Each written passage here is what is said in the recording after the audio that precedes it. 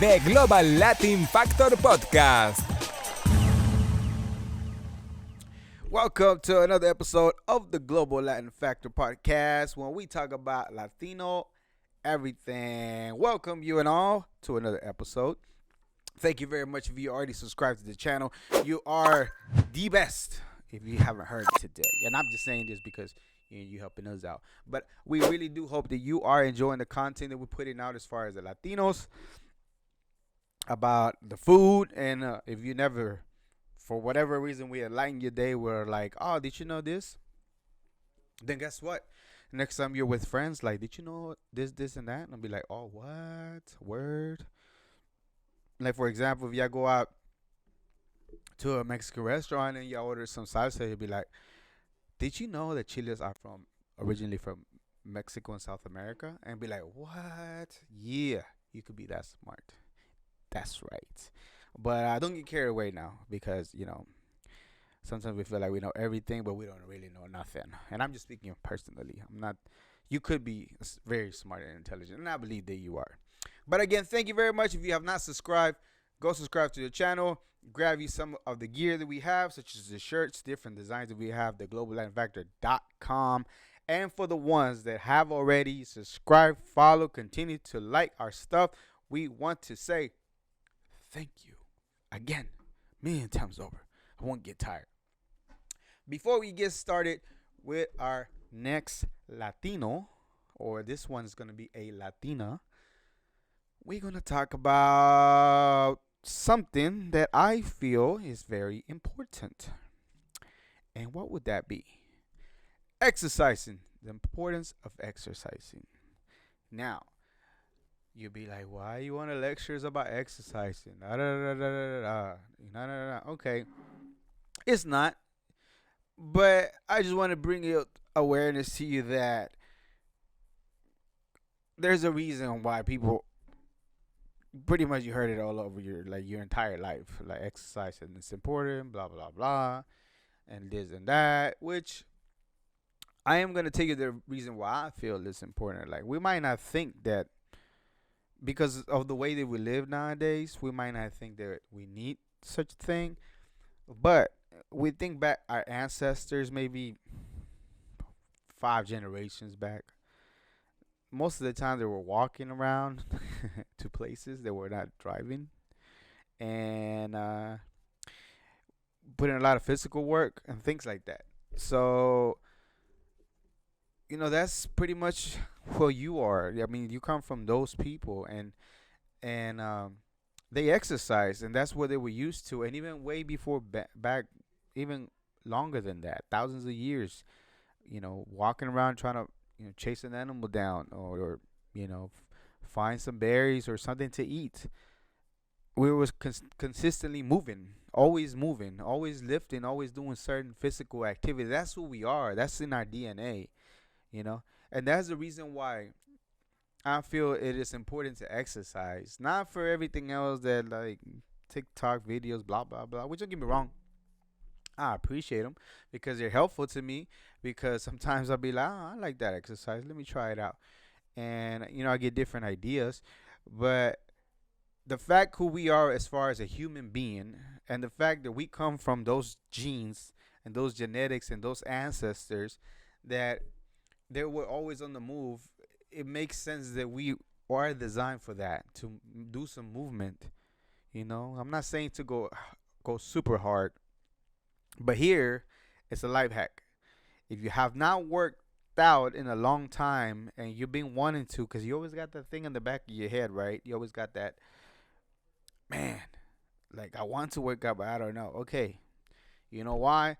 Because probably when you go to the gym, you go a little hard because you're kind of motivated. Something got you there, and you just want to kill it. And you go in super hard, and before you know it, the next day, what happens?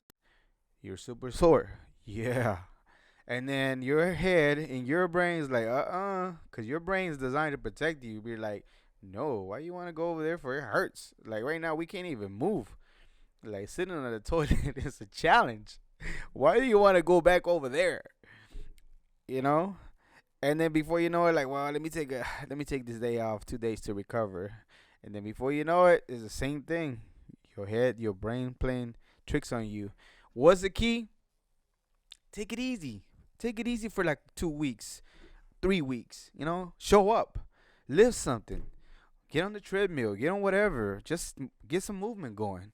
You know, don't be on your phone. Put it away. Put some tunes in if you want to head, and just move.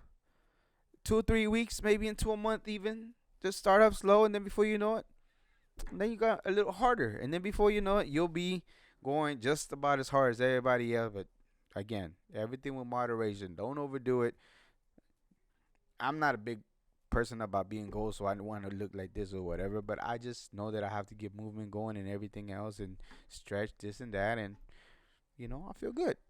I don't want to run out of breath when I'm running up the stairs to somebody's apartment, and that's the reason why I exercise. And everybody knows the reason why you work out. It's to look good naked. It's true. Carlos. People might not believe it, but it's very, very true. That's the reason why we do it. But it is good for you.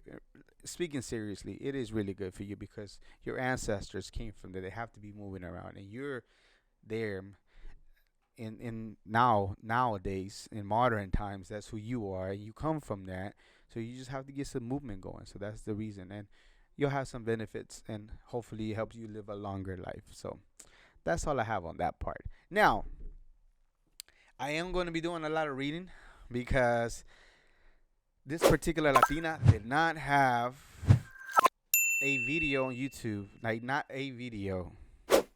Not one. Not a little clip. Nothing. Not even a mention from anybody that I was able to find. Also, that just random pieces of things that I was able to find. And I think it's sad because she's doing very important work in the world, especially with.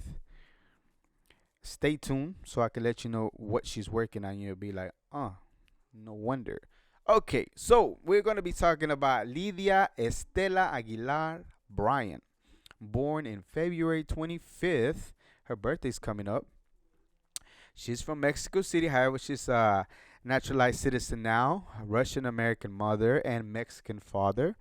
And her personal quest, when she was 4 years old, she told her family that she was going to become a doctor because her mission was to heal others.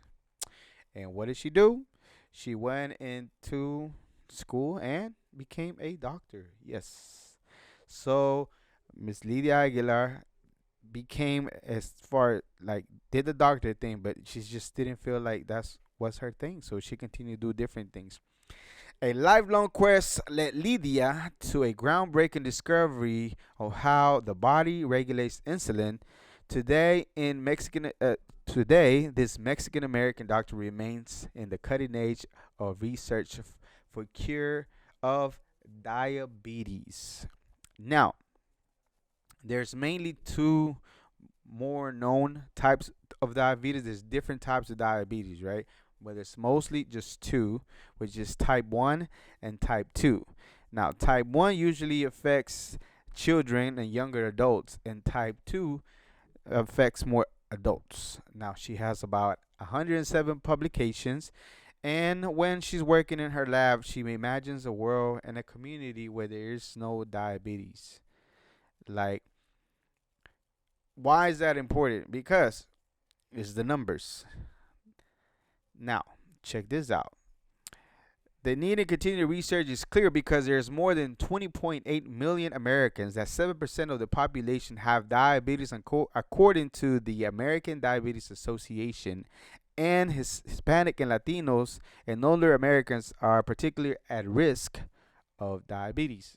Now, I don't know the current numbers. This is what I got at that time. I don't know if the numbers are still the same. If you're a doctor, if for whatever reason you ran into this podcast and you have more, please give us a comment so I can correct myself on the next episode and make sure that I get it A1 as far as the numbers. But the fact that there's even millions of cases is sad, and it's not needed, and something that we really don't understand. It's really not understandable how diabetes comes to be. It's no. I'm pretty sure there's no secret that our way of eating, our diet has a lot to do, and the lack of exercising has a lot to do with it, because we don't live in the same way that our ancestors live. I know that we don't live the same way, but we don't even know. Everything's speculations. That they are doing research, and the type of work that Lydia is doing, Miss Aguilar-Bryan, is some of the leading charge to understanding diabetes and to finding a cure. Now, worldwide, the number of diabetes tops 180 million. That's the figure from the World Health Organization, estimated to be double by the year of 2030. Now, it is estimated that 2.5 million, that's 10.4%, is Hispanic or Latinos, and the ages range from 20 years old and older have diabetes. Now, Hispanics and also are more likely to be diagnosed with diabetes than non-Hispanic whites and non-Hispanic blacks. So that's the reason why it was shocking to me that this lady did not have any kind, or nobody has interviewed her, nobody has talked to her. I am going to attempt to send a message on some of the social medias that she has, because I don't fully understand this, and I'll maybe hopefully she can better break it down for us as far as what it is. I am going to make an effort if I'm able to connect with her. I'm pretty sure she's doing massive research, but hopefully we can get an understanding of what it is or what she has continued to work on and what progress has she made, so that way we don't have to deal with this anymore, because 180 million and it's supposed to double by 2030. That's a lot of people. That's crazy to me. Anyways, sorry about that pause, but it's just wow. Now, growing up in Mexico City, she witnessed herself, her grandma, and her uncle died of diabetes. And that's one of the reasons why it led her to begin to work and try to figure out what is going on. So, as a young doctor interested in genetics, she composed different things and started looking into what's going on. And she left Mexico, the capital, to Starr County, Texas, and she began working.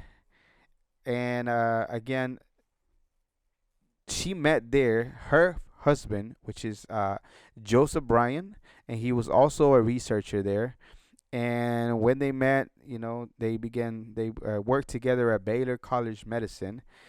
And when they met there shortly after, they became a couple when they got married, and they're the ones that continue to research about this. And the reason why she's passionate is because she's seen it with her own eyes, losing her grandma and her uncle to diabetes. That she's like, you know what? Let me see what's going on.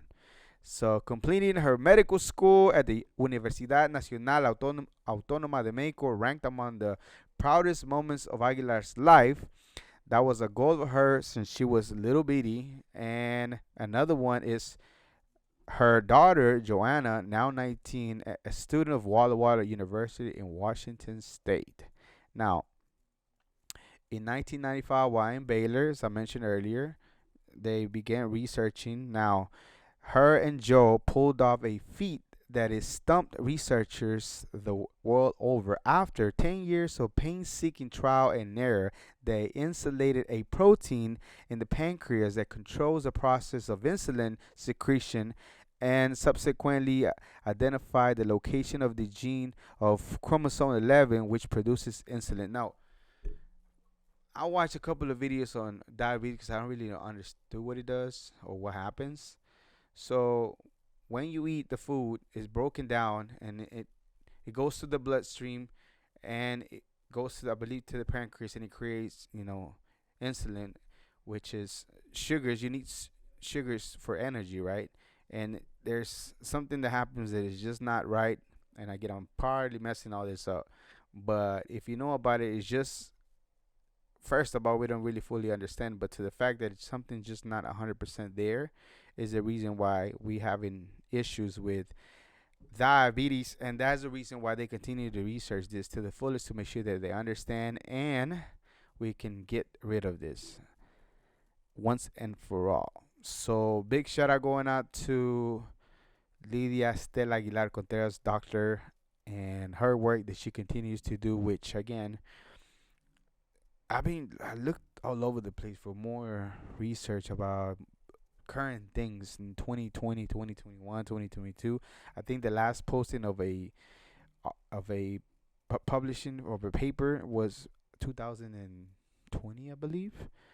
And I mean, I hope they're making breakthroughs as far as what needs to happen to fix this and finish it around the world, not only here in the States, but in the world itself, especially with Latinos. That we know how we eat. Let's not lie to ourselves. We know how we get down. And some of the choices we make in our food are not the best choices ever. So, you know, we do have to make better choices. And so that way, because we already are at risk of it. So we already know we are at risk. I mean, you could say, anything can kill you and want to die anyways. That's fine. But I heard some horror stories about diabetes. Like I heard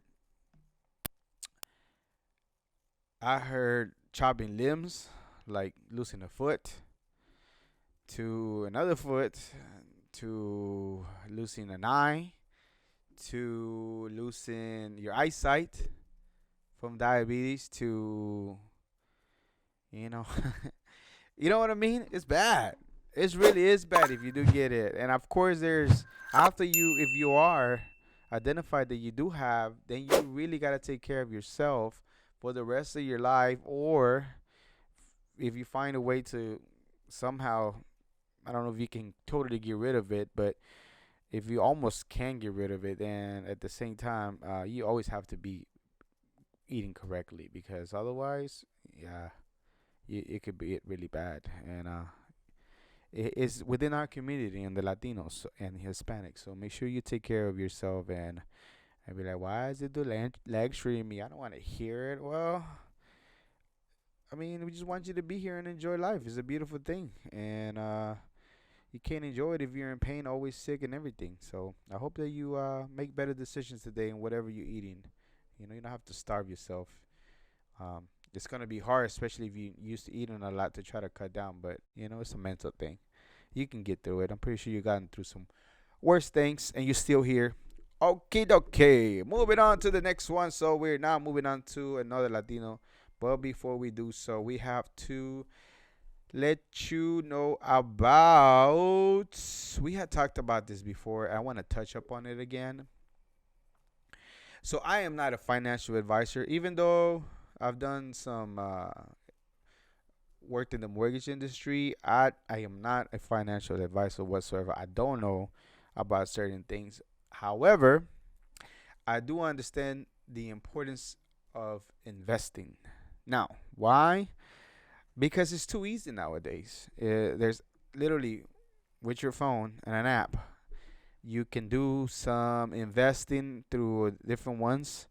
I mean, you can do your own research. And by research, I mean looking at the apps, what are the ratings and how are they saying, what are they saying, which one is the more secure. They're not sponsoring the podcast, but personally, I use SoFi and Acorn.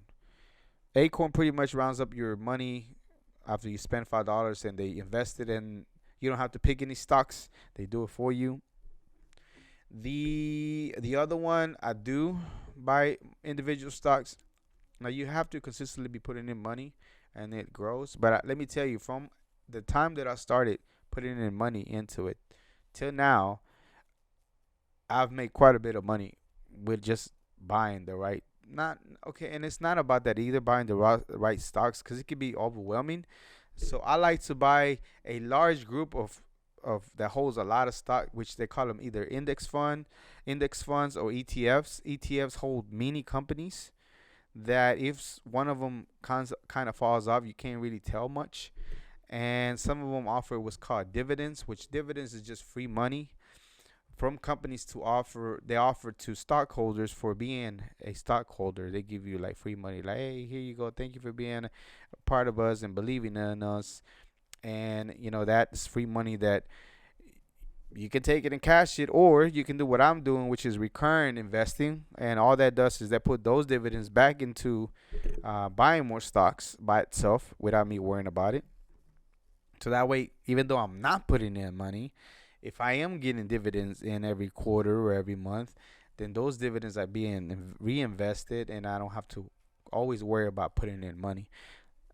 Dividends, it depends on how many stocks you hold. It could be a few cents, or it could be $20-$30 of dividends, and that's pretty good for not doing nothing and just owning and holding either an ETF or an index fund, which ETFs and index funds are just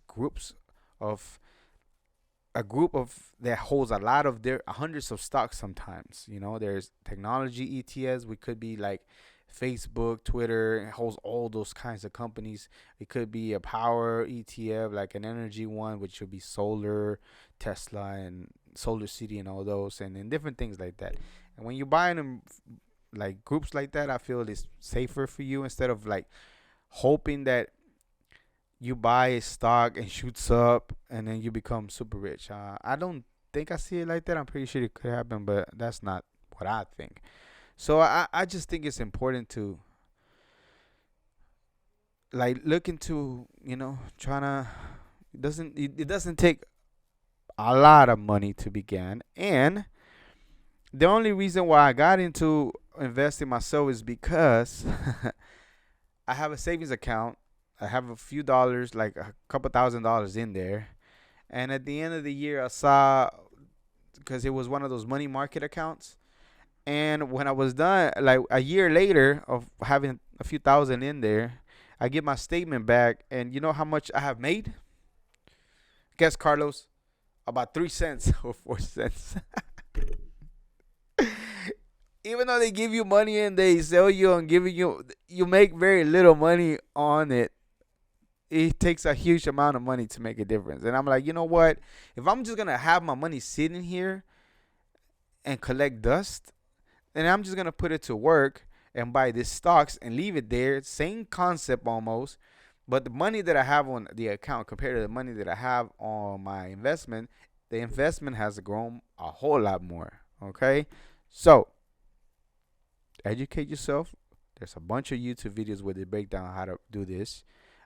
Maybe you find out that you're really good at maybe doing what they call day trading, which those are the ones that buy in the morning and then by noon they sell, because let's say they bought it in the morning, a stock at like $2, and by noon it's like $30, so they sell before the stock drops, because it literally could drop within like that.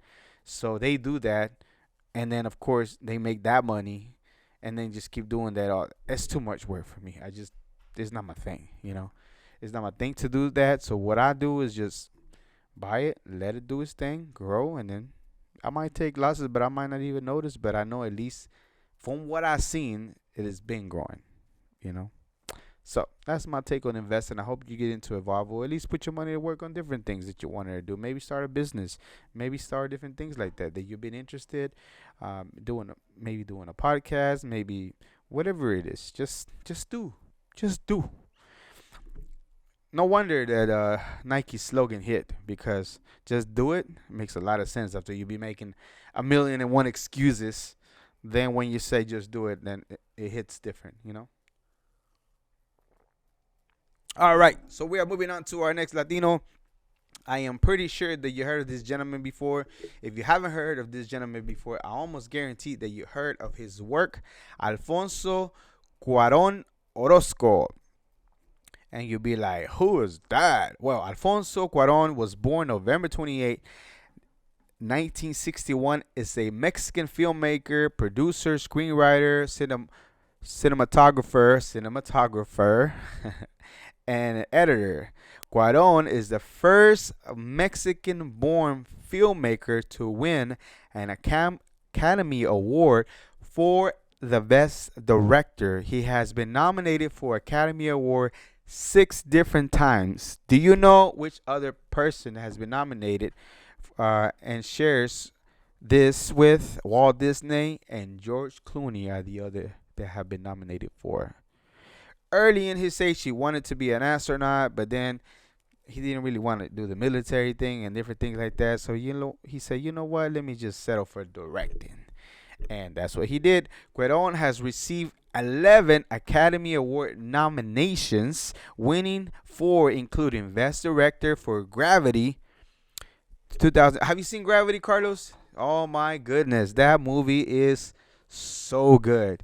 If you have not seen Gravity, like that's one of the movies when I was talking to before to our mariachis, Magellan when they came, I was like, that was one of the movies that I have seen that I'll be like, I've just been on movies watching and trying to get to outer space or whatever. I'm like, man, this is one of the movies. I'm like, man, that movie is really good. And another movie that was trending a little while back is called Roma. You remember that movie? Have you seen it? I highly recommend it, Carlos. It's in black and white. It was released in 2018. However, if you watch Roma, it's actually about his life.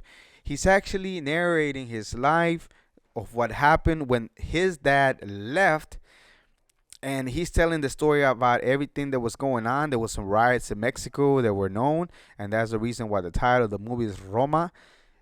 You know something very so films usually movies are filmed like they're not filmed in order. You might film the ending first, you might film the middle first. It just depends. They're different. However, not Roma. Roma was filmed in sequence, and the actors did not get the script previous to them filming. So they filmed everything in sequence, and the actors got the script within that time frame before they were about to film. That's crazy. Why do you think they do it out of sequence, Carlos? I don't get that part. Huh? Money, production costs. Really? Why? Because if you're going to have the same scene twice or 5 times in a movie, why would you leave that place, go somewhere, and then come back? Okay, so So film it all at once while you're there.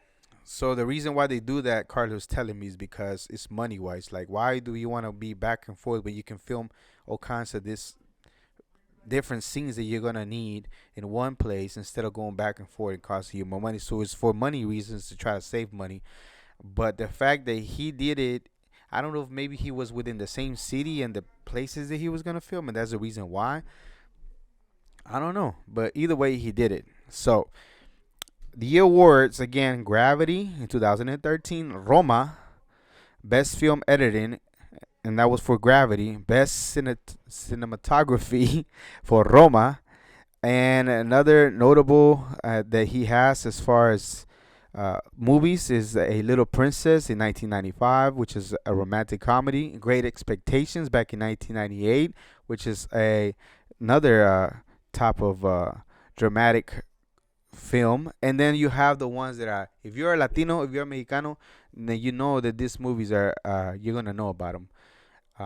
Is Y Tu Mamá También back in 2001. You know, I'm pretty sure you know about that movie. And also Harry Potter, Prisoner of Azkaban 2004, which is a science fiction. And there's another one called 2006, Children of Men, which I kind of seen a couple of trailers about that one, but I haven't seen it. Have you seen that one?